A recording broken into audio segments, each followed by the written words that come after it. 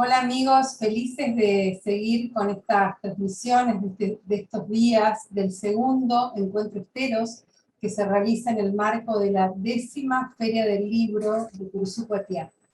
Este año el Encuentro Esteros homenajea a la poeta argentina residente en España, Luisa Futuransky, y estamos felices de que así sea.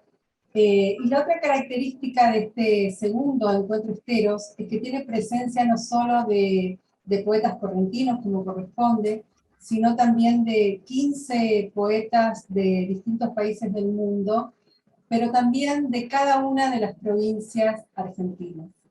En esta ocasión vamos a entrevistar al poeta paraguayo Jacobo Rauskin, y lo vamos a hacer en compañía del amigo, poeta, periodista, editor, Carol Alba, que nos acompaña desde Perú, quien además el año pasado fue uno de los poetas invitados al Encuentro Esteros. Así que te damos la bienvenida, Carol, agradeciéndote por supuesto. Muchas gracias, querida Carolina, por la convocatoria.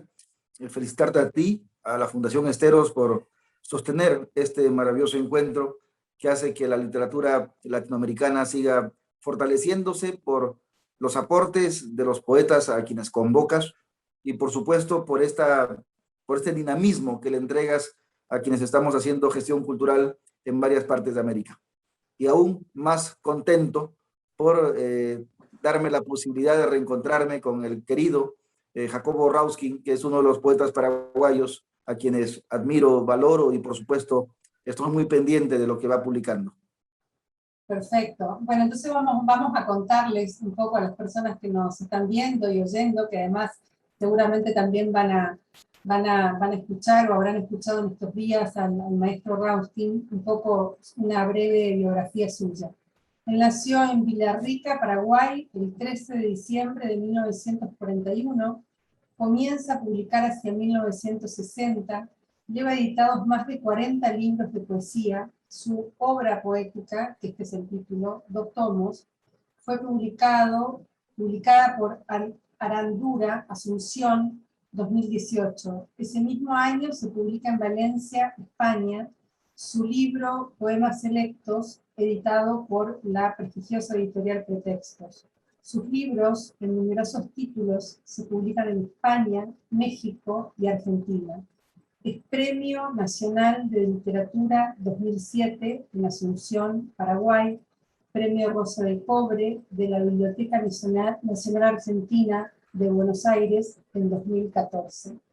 Bienvenido, Jacobo, a este Encuentro Esteros. Buenas tardes, mi querida Carolina. Buenas tardes, muy querido y recordado amigo Harold Alba, a quien veo después de tanto tiempo.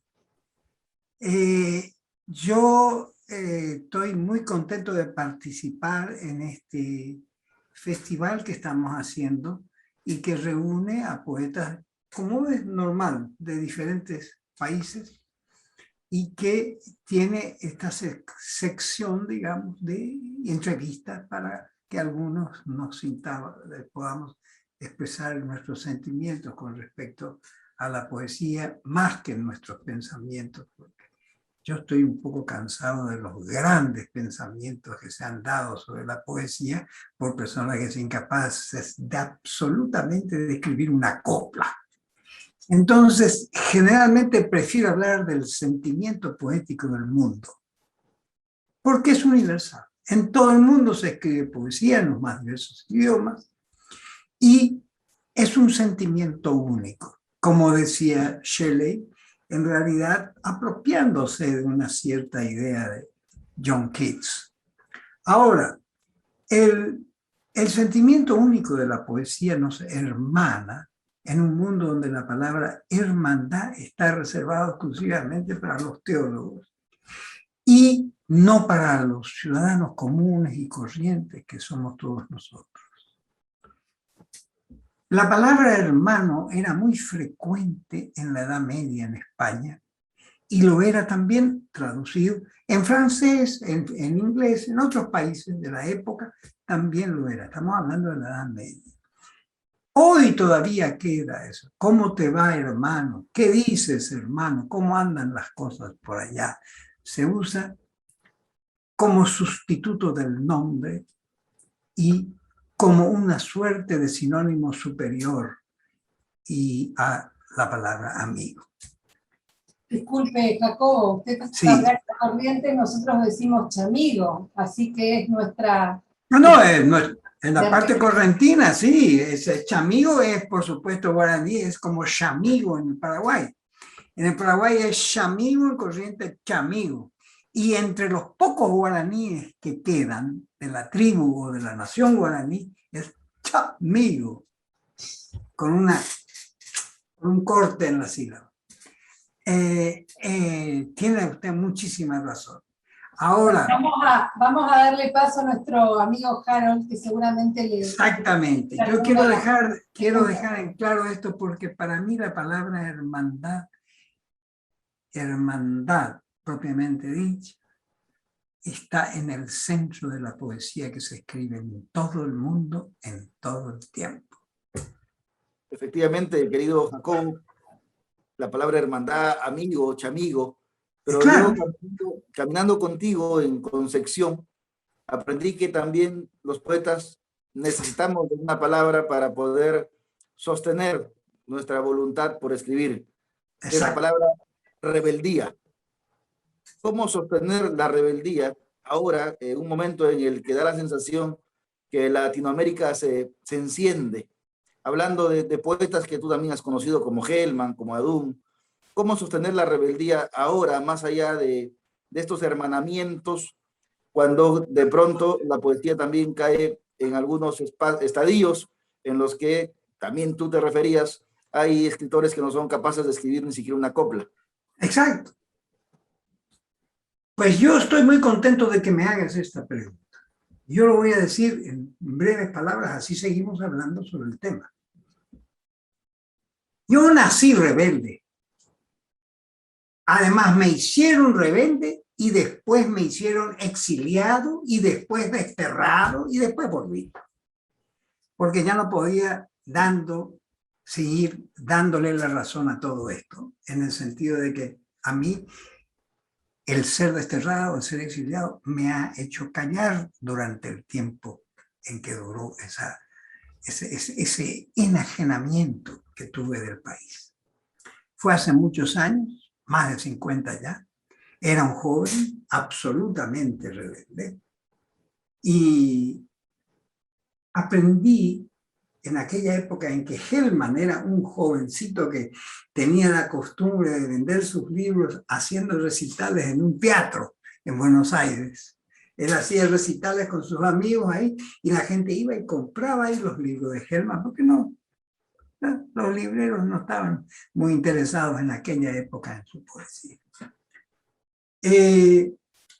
Yo encuentro que la rebeldía es una reacción instantánea de un hombre que siente que no puede vivir alejado de la justicia. No de la justicia de los jueces en primera instancia o en segunda instancia, sino de la justicia real. Los justicieros. La rebeldía es una forma de ser justiciero. La poesía es una forma de rebeldía, o más que una forma de rebeldía, es la expresión de un rebelde. En algunos poemas sí, en otros no, pero en algunos poemas con toda claridad. Y este es uno de los temas que me preocupa hoy, porque veo en lo que estoy leyendo, leo bastante de lo que se publica hoy por nuestros queridos compañeros más jóvenes, ¿verdad? Que yo no los conocía. Y me preocupa muchas veces que estén ausentes del espíritu de la rebelión. Como si la rebelión hubiera muerto. En muchos de ellos. Lo he visto en México. No en Perú, porque lo poco que oí en Perú era bien explosivo. Ahora, en México encontré lo mismo que en Argentina, en esta época, un cierto aplastamiento de la rebelión. Querido Rebelión que Jacobo, no... querido Perdón. Jacobo, querido Jacobo, y esa rebelión o esa rebeldía, o ese espíritu propio del arte de poetizar, Sí, ¿cómo tú lo traduces en textos que pueden ir desde textos en verso libre hasta sonetos? Hablábamos antes sí. de empezar esta entrevista de sonetos en el que la estética es una estética, podría decirse, incluso pura, y la forma te presenta espacios a los que hay que acatar con cierta disciplina. ¿Cómo logras tú dosificar en todo caso esa rebeldía para poder traducirla en arte poética? Es muy apropiada y justa la pregunta. Te digo, ¿cómo y de qué manera también, aparte del cómo general? Como tú ves, tú me conoces bien, tú has tenido la inmensa amabilidad de publicar un libro mío que ya se publicó, que era el libro Las manos vacías. Yo creo que conoces lo que yo escribo aparte de ese libro. Es verdad. Yo adhiero a cierta idea de la poesía moderna desde Baudelaire en adelante, como todos nosotros. Cierta idea de la poesía moderna. Desde Baudelaire en adelante, pasando desde luego por Rimbaud, que para mí es una palabra sagrada. Ahora,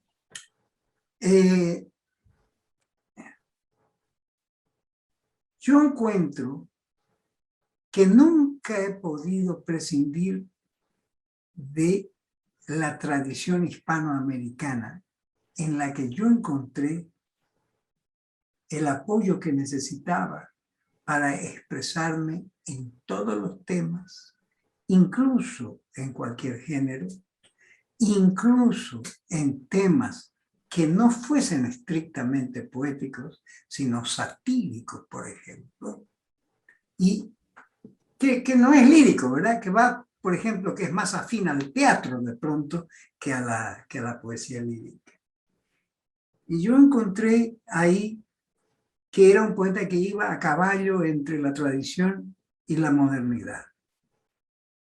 No verdaderamente de lo que llamamos vanguardia, porque las vanguardias son escuelas, y yo no soy muy amigo de las escuelas. Soy sí amigo de las tendencias, de las posibles tendencias que tienen los poetas y los artistas en general. Pienso, por ejemplo, en la escultura. Si yo dijera que un gran escultor como Rodin es un magnífico ejemplo del realismo escultórico, yo diría una verdad a medias. ¿Por qué realismo? Porque tienen brazos, piernas, el cuerpo está, etcétera, en la escultura. Bueno, en ese sentido, hay muchos realistas, pero en realidad él era más bien un hombre en quien el simbolismo, mezclado con el realismo, habían creado la posibilidad de dar a la gran rebeldía humana que él tenía con respecto a los temas que tocaba. Y la escultura para mí es como la poesía, eso se da en la poesía, eso se dio perfectamente en Rimbaud, se dio perfectamente en cualquiera de los poetas de la época que hubiera logrado ese acento rebelde. Ahora, en esta época nuestra está en decadencia la rebeldía. Primero por la gran injerencia que se ha hecho en la literatura por parte del poder, no siempre el poder político y no siempre el poder económico, a veces también el poder que podríamos llamar ideológico, un poder afín a las estructuras militares, afín a las estructuras de mando que se volvieron famosas hacia 1930, etc. Estamos volviendo nosotros a una forma en que la rebeldía cede a una rebeldía individual que mira al poeta introspectivamente y habla de su interior, y el hombre de afuera no está presente. Cada día tenemos menos eso. En los jóvenes me refiero. Y yo he hablado con muchos de nuestros compañeros jóvenes y les he dicho, está bien mirar en el interior de cada uno, pero hay que mirar afuera también. Ahora, Perdón, yo quería hacerle una pregunta. Yo sé que estamos hablando de rebeldía. Usted sabe que los correntinos tenemos fama de rebeldes. Rebeldes, totalmente. Por eso yo me sentía bien en Corrientes. Claro, y eso le quería preguntar cuál fue como su experiencia, no solo de vida, sino particularmente con el tema de la poesía, y también entonces ahí aprovecho para mechar la pregunta sobre la poesía escrita en guaraní, ¿no? Sobre esa relación tan importante que hay en Corrientes con el guaraní, la creación poética. ¿Qué nos puede decir sobre ¿Cómo no? Con muchísimo gusto. Corrientes, en cuanto al bilingüismo poético, en castellano por un lado y en guaraní por el otro, es muy parecido al Paraguay. Están los poetas que escriben en guaraní y muchas veces, lo mismo que sucede en el Paraguay, la poesía en guaraní tiene dos vertientes. La vertiente escrita para ser leída y la vertiente compuesta para ser cantada. Yo soy partidario de la segunda más que de la primera, no porque le niegue nada a la primera, sino porque encuentro que es más amplio el campo para el canto que para la reflexión, que es muy necesaria en los poemas escritos. Los poetas que escriben en guaraní son cantores, verdaderamente, son poetas de la antigüedad clásica, de la más hermosa posición que puede tener un poeta en la vida, que es cantar. Porque para reflexionar está muy bien, pero para reflexionar están otros también, ¿verdad? En cambio, para cantar están los poetas. En Corrientes conocí un gran culto a la poesía popular cantada y también una forma propia a la poesía popular bailada, que es el chamamé, y a la gente que se sentía en su casa en medio de dos idiomas, igual que en el Paraguay. Veo con cierta preocupación también que tanto nosotros como los correntinos no hemos alcanzado a valorar con justicia la posición de la lengua guaraní como lengua poética, porque se la ha querido comparar con el castellano. Solía yo hablar con mi amigo correntino, por cierto, Juan José Folguera, con quien hablábamos, venía a mi casa y yo iba a la suya y nos quedábamos horas hablando. Se le acaba de hacer, discúlpeme, pero se le acaba de hacer un hermoso libro homenaje. Me alegro que lo merece profundamente. Lo merece profundamente porque era un poeta de primera línea y además un correntino de primera línea. Y él, le decía yo que el problema es muy parecido al que hay en el Paraguay. Porque primero el idioma es el mismo, es el guaraní, ¿verdad? Ahora, la situación que se nos presenta es que la poesía hecha para el canto, en mi opinión, es infinitamente más interesante que la poesía escrita para ser leída. Eso pasa en castellano a medias, porque en castellano hay una industria que ahora también ya llegó al guaraní, que es la producción en serie de canciones que no valen nada.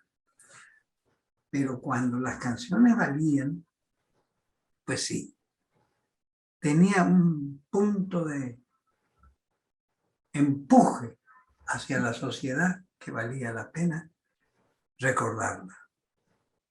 Y de repente, querido Jacobo, es acorde también a esta posibilidad que le dan algunos poetas ahora de devolverle a la poesía su fuente primigenia, ¿no? O su forma primigenia, porque no olvidemos que los poetas empezaron cantando, ¿no? Los famosos juglares que iban de pueblo en pueblo cantando con esta musicalidad a la que le empezaron a dar formas como las villanelas, las églogas, ¿no? Los pastoritos, que eran en realidad construcciones que se cantaban. Pero tú también, Jacobo, eres un traductor, eres muy reconocido como traductor. Ahora que hablabas de los guaraníes, sobre el castellano, de los poetas que tú has traducido, ¿con quién crees que te sientes más cercano? ¿O con qué lengua te sientes más cercana? ¿Con qué idioma? Con el guaraní, obviamente, con el Yo te guaraní, porque el guaraní es he escuchado entre broma y entre en serio, hablando en italiano, por ejemplo, para que ciertos escritores no entiendan lo que decíamos sobre ellos. Pero coméntame un poco sobre eso. Yo me siento muy cerca del guaraní por mi condición de poeta paraguayo y además porque he tratado de usar el guaraní traduciéndolo al castellano de la manera en que algunos escritores paraguayos lo suelen usar, sin forzar, sin usar notas al pie de página ni nada. Por ejemplo, te digo algo. El guaraní no tenía una palabra para dinero. ¿Qué palabra inventa entonces el pueblo para decir dinero? Pirá, piré, que quiere decir la piel del pescado. ¿Por qué? Porque se le va de la mano como el pescado. El dinero se va de la mano como se va el pescado. Entonces queda el pirá, piré, que es plata. Bueno, dinero. Yo traté de usar una traducción de pirá, piré en algún poema y diciéndonos que se nos escapa de la mano como un pescado, etcétera, etcétera, etcétera. Dándole la vuelta para no tener que traducir, como hacen muchos, poner en guaraní y después traducirlo. Que no me gusta en la poesía a mí eso. Ahora, poesía que he traducido, aparte del guaraní, que publiqué ya un par de libros de traducciones mías, publiqué traducciones de una compañera muy querida que escribe tanto en guaraní como en castellano, que es Susi Delgado. Publiqué el libro de Juan Carlos Mesa también, es decir, lo traduje. Ayudé a traducirlo porque estábamos varios traductores. Era un libro bastante gordito también. Y entonces yo me siento muy afín al guaraní. Nunca quise, a pesar de que me han ofrecido muchas veces, publicar traducciones que yo hice en algún momento de poetas, sobre todo en Estados Unidos, donde también hice muchos cursos, por ejemplo, de poetas en inglés, ¿verdad? Porque yo los admiro mucho a los poetas que traduje también, pero no me siento apegado a ellos. Yo no me siento muy apegado a la poesía en francés, que también viví en París un tiempo como todo el mundo, y no me siento muy apegado, me siento más apegado al francés que al inglés, pero no me siento muy apegado. ¿En qué sentido no me siento muy apegado? Yo sé que no soy de ahí. Yo sé que no soy de ese lugar. Saber que uno no es de ese lugar nunca me pasó en España, donde he ido muchas veces y siempre me sentí parte de ese lugar. Es extraño. El idioma y es más que el idioma. Es el hecho de que yo sigo la tradición hispanoamericana en muchísimos poemas que tuvieron mucho éxito allá, que tuvieron mucha salida y que a la gente les gustó, y que le gustó y me lo publicaron y comencé a publicar allá. Y ya tarde, por supuesto, pero seguí publicando. Y entonces dije yo tengo mucha afinidad con España, por la lengua por un lado, y por el otro, porque no encuentro que sea un país tan ajeno, me refiero yo en términos culturales, a la cultura que ella misma, que España misma dio lugar en América. Entonces, me encuentro más a gusto en España. Querido Jacobo, Ahora, acercándonos a esto que tienes como allegados, No Sí. quisiera que despidamos este diálogo con Carolina y contigo sin que de pronto nos comentes algo sobre los amigos que no están, ¿no? Pienso en Jorge Ariel, pienso en Omar Lara, ¿no? ¿Qué Así. Bueno, lecciones deja Jorge Ariel? en estos últimos años se nos han ido algunos poetas entrañables, que además eran entrañables amigos nuestros, como por ejemplo Omar Lara, como Jorge Ariel Madrazo, como el poeta de los diluvios, le llamo yo siempre, el que ha escrito uno de los más interesantes libros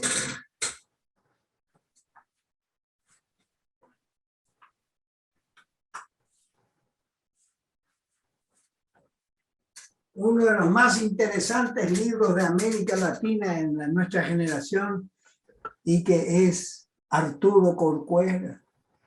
Este libro, Noé Delirante, es una maravilla en nuestra generación. Él era muy amigo mío.